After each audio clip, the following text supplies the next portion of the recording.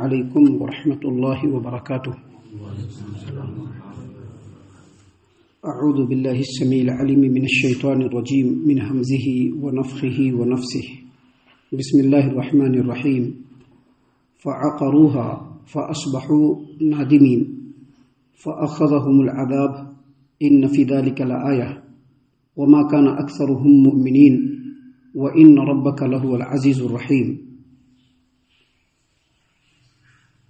بس ان لوگوں نے اس اونٹنی کی کونچیں کاٹ ڈالی، پھر عذاب کے ڈر سے پچھتانے لگے۔ آخر عذاب نے انہیں آ لیا، اور اس واقعے میں ایک نشانی ہے، مگر ان میں سے اکثر ایمان لانے والے نہیں۔ یقیناً آپ کا رب سبھوں پر غالب ہے اور رحم کرنے والا ہے۔ محترم سامعین کرام، سورۃ الشعراء سورہ نمبر 26 اور اسی صورت سے آیت نمبر 157، 158، 159، یہ 3 آیات ابھی آپ کے سامنے تلاوت کی گئی۔ بفضل اللہ، بعون اللہ، بتوفیق اللہ، تینوں آیتوں کا ترجمہ بھی آپ تمام کی خدمت میں پیش کیا گیا۔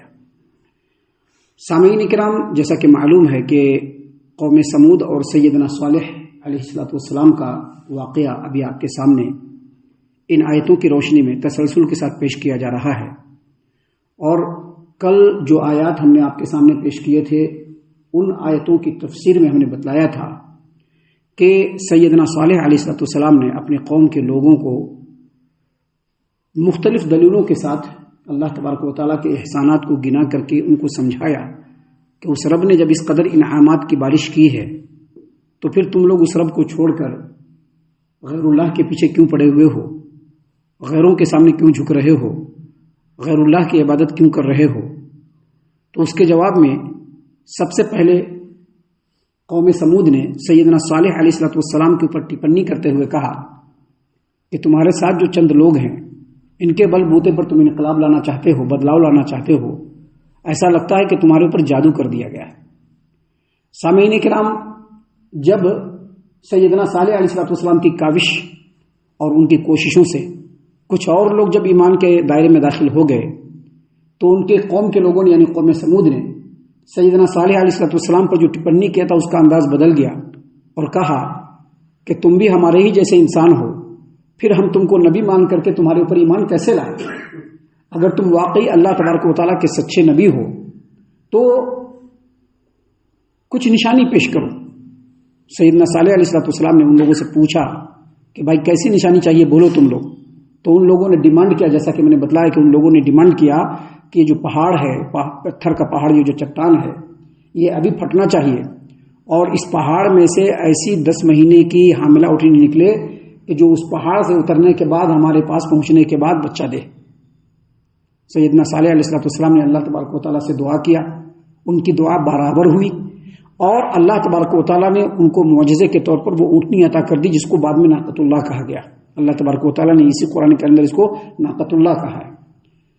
لیکن چونکہ وہ اللہ تبارک و تعالیٰ کی طرف سے معجزہ تھا، وہ اونٹنی اللہ تبارک و تعالیٰ کی طرف سے ایک معجزہ تھا، تو عرب کا جو ہے، عرب کی سرزمین ہے، جزیرۃ العرب ہے، وہاں پر ہمیشہ سے پانی کی قلت، یہ اونٹنی اللہ تبارک و تعالیٰ کا معجزہ، انتہائی ڈیل ڈول والی، عظیم الجثہ، بہت ہی لمبی چوڑی اونٹنی تھی وہ جب کسی بھی کنویں پر جاتی تو پورا پانی پی جاتی تھی، اور اس کو دیکھ کر کے جتنے بھی جانور تھے وہ بدک کر کے، ڈر کے، گھبرا کر کے بھاگ جاتے تھے، اس طرف جاتے ہی نہیں تھے۔ تو سیدنا صالح علیہ السلام نے اللہ تبارک و تعالیٰ کے حکم سے ایک فیصلہ کیا قوم کے درمیان میں۔ فیصلہ یہ کیا کہ ایک دن جو ہے یہ اونٹنی پانی پیے گی، اور جس دن یہ اونٹنی پانی پیے گی دوسرے جانور جو ہے وہاں پہ نہیں آئیں گے، اور دوسرے دن تم لوگوں کے جانور پانی پیئیں گے تو اونٹنی وہاں پہ نہیں جائے گی۔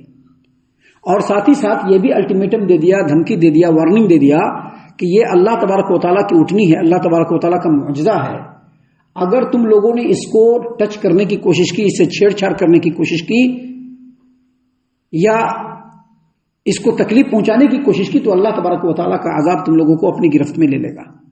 محترم سامعین کرام، قوم کے لوگوں نے اس وقت کرتا کیا نہ کرتا، مرتا کیا نہ کرتا، مان لیا بات کو۔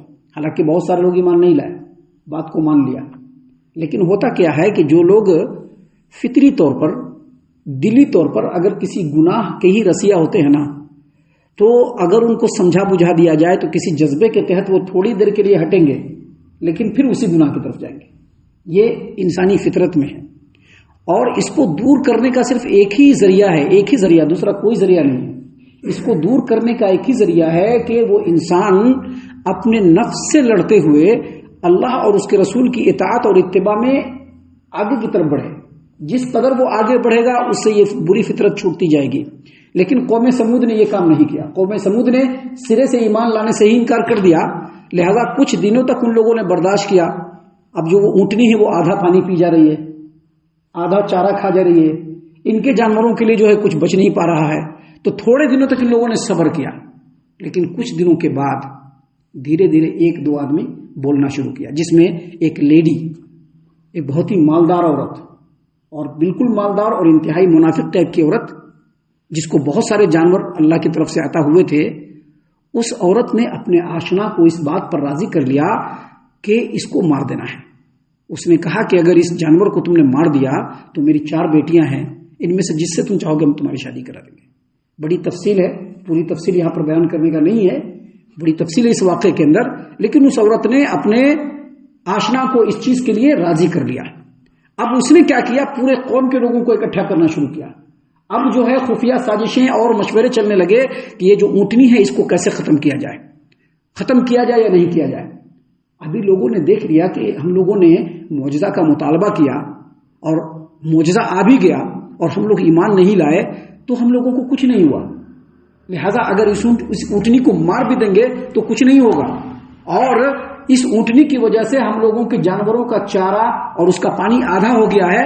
لہذا سبھی لوگوں نے کہا ٹھیک ہے مار دو. قرآن کریم میں دوسرے مقام پر ہے کہ 7 آدمی ہر قوم سے اٹھا تھا، 7 آدمی اٹھا تھا. اور دوسرے مقام پر ہے کہ 2 مین آدمی تھا جس نے لیڈ کر کے اس اللہ تبارک و تعالیٰ کے معجزے اونٹنی کو جو ہے ختم کیا تھا. لیکن اس میں جو مین آدمی تھا اس کا نام تھا قدار بن سالف، جس کے بارے میں اللہ کے رسول صلی اللہ علیہ وسلم نے قرآن کریم جس کے بارے میں اللہ کے رسول صلی اللہ علیہ وسلم نے فرمایا ہے. صحیح البخاری کتاب التفسیر باب ومن سورۃ الشمس حدیث نمبر 4640 پر 2 نمبر کی روایت ہے. نبی کریم عبداللہ بن زمعہ رضی اللہ عنہ کہتے ہیں کہ نبی کریم صلی اللہ علیہ وسلم نے خطبے میں سیدنا صالح علیہ السلام کی اونٹنی کا ذکر کیا اور پھر اس آدمی کا ذکر کیا جس کے بارے میں سورۃ الشمس کے اندر ہے ایزم بعث اشقاہا، یعنی قوم کا سب سے بدبخت جو ہے اس اونٹنی کو مارنے کے لیے اٹھا. اور پھر نبی کریم صلی اللہ علیہ وسلم نے فرمایا کہ وہ آدمی جو تھا وہ انتہائی زوراور، 1 نمبر کا شریر، اپنے قوم کا سب سے بدبخت اور بہت ہی قوی الجثہ آدمی تھا. وہ اٹھا اور اونٹنی کو مار دیا. اللہ نے یہاں پر بیان فرمایا ہے فعقروها، ان لوگوں نے کیا کیا، اونٹنی کی کونچیں کاٹ ڈالی. کونچ کہتے ہیں یہ پیڑ کے اوپر کا جو رگ ہوتا ہے، یہاں یہ رگ، جانوروں کے اندر جو یہ رگ ہوتا ہے اس کو کاٹنے کے لیے عربی میں عقر کا لفظ آتا ہے، عقر. اللہ نے فرمایا فعقروها، یعنی وہ آدمی تلوار وغیرہ سے حملہ کر کے اس اونٹنی کے ٹانگ پر حملہ کیا، تلوار سے حملہ کیا اس اونٹنی کے ٹانگ پر، جس سے اس کی کونچیں کٹ گئی. یہ پیڑ کا جو اوپر کا جو رگ ہوتا ہے وہ کٹ گیا اور اس کے کٹتے ہی وہ اونٹنی چیخ مار کر کے پہاڑ کے اندر جا کر کے گم ہو گئی. جیسے ہی وہ اونٹنی پہاڑ کے اندر گم ہوئی، اس کے پیچھے پیچھے جو اس کا بچہ تھا وہ بھی چیخ مار کر کے پہاڑ کے اندر گم ہو گیا. مرتے ہوئے کسی نے دیکھا نہیں ان کو پہاڑ کے اندر. اللہ کا معجزہ ہے نا، اللہ کا معجزہ کوئی دیکھا نہیں، لیکن وہ پہاڑ کے اندر گم ہو گئی اور اس کے ساتھ اس کا بچہ بھی پہاڑ کے اندر گم ہو گیا. اب جو معجزہ پہاڑ کے اندر گم ہو گیا اور وہ بچہ بھی پہاڑ کے اندر گم ہو گیا تو اب ان لوگوں کو عذاب کا ڈر ستانے لگا. اللہ نے فرمایا فعقروها فاصبحوا نادمین، لیکن ان لوگوں نے اس اونٹنی کی کونچیں کاٹ ڈالی، پھر عذاب کے ڈر سے پچھتانے لگے. ابھی کیا ہوتا ہے جب بربادی آتی ہے نا، بربادی، تو انسان کا دماغ الٹا چلنا شروع ہو جاتا ہے. ہندی میں ایک کہاوت ہے وناش کالے وپریت بدھی، یعنی جب تباہی لکھی ہوتی ہے نا تو دماغ سیدھا چلنے کے بجائے الٹا چلنا شروع ہو جاتا ہے. قوم سمود کے ساتھ بھی یہی حال ہوا. ان لوگوں نے دیکھا کہ جب ہم لوگوں نے اونٹنی کو ختم کر دیا یا اونٹنی کو ہم لوگوں نے نقصان پہنچا دیا، زخمی کر دیا، اور وہ جو پہاڑ کے اندر گم ہو گئی، تو اب کرنا تو کیا کرنا، تو کہا کہ چلو صالح کو ہی مار دیتے ہیں. سیدنا صالح علیہ السلام قوم کے آدمی ہیں، انہی کے قوم کے آدمی اللہ نے قرآن کریم میں ایک جگہ پر نہیں کئی جگہ پر کہا ہے وَإِلَىٰ ثَمُودَ أَخَاهُمْ صَالِحًا، ہم نے سمود کی طرف ان کے بھائی صالح کو بھیجا، تو قوم کے ہی آدمی ہے، لیکن سوچا کہ اگر صالح کو مار دیں گے علیہ السلام تو یہ جو عذاب آنے والا جو اس کی جو توقع ہے وہ ہو سکتا ہے کہ نہیں آوے۔ سب مل کر کے خفیہ مشورہ کرنا شروع کر دیے اور سارے لوگ اس بات پر اتفاق کر لیے کہ موقع نکال کر کے سازش کر کے صالح کو بھی اس کے انجام تک پہنچا دیں گے۔ صالح علیہ السلام کو یہ بات پتہ چل گئی، اونٹنی کے موت کی بھی خبر مل گئی، تو قوم کے پاس روتے ہوئے آئے۔ دوسری جگہ پر پوری تفصیل ہے، اللہ تبارک و تعالیٰ نے قرآن کریم کے سورہ ہود میں آیت نمبر 65 میں فرمایا ہے کہ صالح علیہ السلام اپنے قوم کے پاس آئے اور کہا کہ تم لوگوں نے اونٹنی کو اس کے انجام تک پہنچا دیا، ہم نے کہا تھا کہ اس سے چھیڑ چھاڑ مت کرنا، لیکن تم نے اللہ کے معجزے سے چھیڑ چھاڑ کیا ہے، بس 3 دن کا تم کو وقت ہے، دنیا میں کہیں بھی چلے جاؤ، 3 دن کے اندر میں اللہ تبارک و تعالیٰ کا عذاب آئے گا اور تم تمام کو نیست و نابود کر دے گا۔ اللہ نے یہاں پر بیان فرمایا ہے فَأَخَذَهُمُ الْعَذَابُ، عذاب نے ان کو پکڑ لیا۔ سب سے پہلے جو اس قوم کے اوپر عذاب آیا وہ سخت زلزلہ، ہم نے بتلایا تھا قوم سمود کے بارے میں کہ اللہ تعالیٰ نے ان لوگوں کو اتنا ہنرمند بنایا تھا، اتنا زبردست انجینئر بنایا تھا کہ پہاڑوں کو تراش کر کے پہاڑ کے اندر بلڈنگ بنا لیتے تھے اور پہاڑوں کے اندر ہی بڑی بڑی بستیاں آباد کر لی تھی۔ اب پہاڑ ہے زمین کے اندر بالکل گڑا ہوا ہے، اللہ تبارک و تعالیٰ نے عذاب بھی اسی ٹائپ کا بھیجا ہے، کیونکہ اللہ تبارک و تعالیٰ وَإِنَّ رَبَّكَ لَهُوَ الْعَزِيزُ، اللہ ہر پر غالب ہے، کوئی بھی اللہ تبارک و تعالیٰ سے بڑھ نہیں سکتا ہے اور کوئی بھی اللہ کو عاجز نہیں کر سکتا ہے۔ اللہ نے زبردست قسم کا زلزلہ بھیجا جس سے پہاڑ بالکل زمین کے جڑ سے درک گیا، بالکل پھٹ گیا، وہ درار آ گیا پہاڑ کے اندر اور پتھر گرنا شروع ہو گئے اور اسی میں سارے کے سارے دب کر کے مرنے لگے، اور بیچ بیچ میں اتنا سخت عذاب آتا، اتنا سخت اور بھیانک قسم کی آواز آتی تھی کہ اس آواز سے بہت سارے لوگوں کا ہارٹ فیل ہو گیا گھر کے اندر ہی۔ سب لوگ اپنے گھر کے اندر گھسے ہوئے تھے کہ کیسا عذاب آئے گا، دیکھیں گے ہم لوگوں کا اتنا مضبوط گھر ہے، کچھ نہیں ہو پائے گا ہم لوگوں کو۔ اللہ نے سب سے پہلے زلزلہ بھیجا جس سے پہاڑوں کے اندر درار آنا شروع ہوا اور پھر ملبے گرنا شروع ہوئے جس کے اندر لوگ دب دب کے مرنے لگے، اور درمیان میں ایسی سخت قسم کی چنگھاڑ آتی تھی کہ اس چنگھاڑ سے جو لوگ بچے کچھ ہوتے وہیں پر مر کر کے اسی میں ختم ہو گئے۔ اللہ نے فرمایا فَأَخَذَهُمُ الْعَذَابُ إِنَّ فِي ذَلِكَ لَآيَةً، اور بے شک اس واقعے میں بھی بہت ساری حکمتیں اور نصیحتیں پوشیدہ ہے۔ وَمَا كَانَ أَكْثَرُهُم مُؤْمِنِينَ، لیکن اکثر لوگ ایمان نہیں لاتے ہیں، اکثر لوگ ایمان نہیں لاتے ہیں، سنتے ہیں، دیکھتے ہیں، سمجھتے ہیں، اپنے کرتوتوں کو بھی سمجھتے ہیں کہ ہم غلط کر رہے ہیں، لیکن پھر بھی ایمان نہیں لاتے۔ یہی حال مشرکین مکہ کا بھی تھا کہ ان کے سامنے یہ ساری باتیں بیان ہو رہی ہیں۔ اللہ نے فرمایا ہے کہ اس واقعے کے اندر اللہ نے یہاں پر فرمایا ہے کہ قوم سمود کو جو ہلاکت ملی اللہ کی سنت کے مطابق۔ اللہ تبارک و تعالیٰ کی سنت کیا ہے؟ اللہ کی سنت یہ ہے کہ کسی بھی قوم پر پہلے اللہ عذاب نہیں بھیجتا ہے، پہلے اس میں اللہ تبارک و تعالیٰ نبی کو بھیجتا ہے۔ نبی آتے ہیں، اب تو نبی کا دور نہیں ہے تو اللہ علماء کرام کو پیدا کر کے رکھا ہے، علماء کرام حق بات بول دیتے ہیں، صحیح بات بتا دیتے ہیں۔ اب سن لینے کے بعد بھی اگر قوم اس کے اوپر عمل پیرا نہیں ہوگی تو دھیرے دھیرے قوم تباہی کی طرف چلی جائے گی۔ سیم اسی سنت کے مطابق اللہ تبارک و تعالیٰ نے قوم سمود کو ان کے اوپر عذاب بھیجا۔ اس میں بہت ساری نشانیاں ہیں مشرکین مکہ کے لیے، لیکن اکثر لوگ ایمان نہیں لاتے۔ اللہ تبارک و تعالیٰ نے فرمایا وَإِنَّ رَبَّكَ لَهُوَ الْعَزِيزُ، اور اللہ تبارک و تعالیٰ البتہ غالب ہے۔ غالب ہے کیا مطلب؟ کوئی بھی اللہ سے بڑھ نہیں سکتا ہے۔ فرعون وقت کو نیست و نابود کرتے ہوئے اللہ تبارک و تعالیٰ کو ایک لمحہ بھی نہیں لگا، ایک لمحے میں اللہ نے فرعون کو نیست و نابود کر دیا، قارون کو نیست و نابود کر دیا، بڑے بڑے لوگوں کو اللہ تبارک و تعالیٰ نے نیست و نابود کر دیا، تو پھر دوسرے لوگوں کی کوئی ویلو نہیں ہے۔ اللہ ہر ایک پر غالب ہے۔ اور آگے کہا الرحیم، اور اللہ تبارک و تعالیٰ رحیم بھی ہے۔ رحیم بھی ہے کا مطلب کیا ہے؟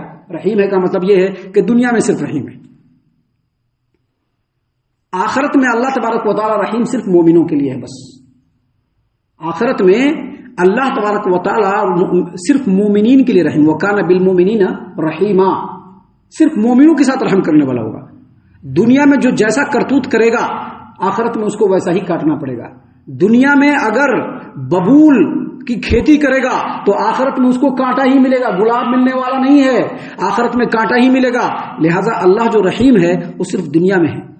انسان گناہ پر گناہ کر دیتا ہے، انسان اللہ کے بغاوت میں لگا ہوا ہے، پھر بھی اللہ اس کو کھلا رہا ہے، پلا رہا ہے، رزق دے رہا ہے، ہر طرح کی چیز اللہ دے رہا ہے۔ یہ صرف دنیا کے اندر ہے، آخرت میں اللہ تبارک و تعالیٰ صرف مومنوں کے ساتھ رحیم ہوگا۔ ہم اللہ سے دعا کرتے ہیں کہ اللہ تعالی ہم تمام کو ان تمام باتوں کے اوپر خوب غور و فکر اور تدبر کرنے کے ساتھ ساتھ ان باتوں پر عمل کرنے کی بھی توفیق عنایت فرمائے، آمین۔